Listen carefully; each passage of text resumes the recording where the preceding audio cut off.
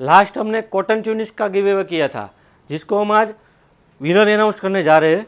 ये सब कॉटन के ट्यूनिक्स रहे थे जो हम फ्री में देने वाले थे। इसमें से कोई एक तो हम आज कमेंट में से सिलेक्ट करेंगे कि कौन सा ये ट्यूनिक, कौन से कलर का और कौन से डिज़ाइन का ट्यूनिक जो फ्री में मिलने वाला है।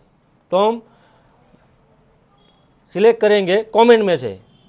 जिसने हमारे पेज को फॉलो किया होगा उसको ही ये फ्री में मिलेगा। आप देख सकते हो, हम कमेंट में से ही सिलेक्ट करने वाले हैं। आगे जो भी आएगा उसको हम देंगे। आरती 017 इसने हमें फॉलो किया है तो इसको फ्री में मिलेगा। आप देख सकते हो, आपको ये मिलने वाला है आरती 0710। ऐसा ही आपको कलेक्शन देखना हो और ऐसा आपको फ्री में गिफ्ट चाहिए तो तुरंत हमारा पेज फॉलो करें। Thank you.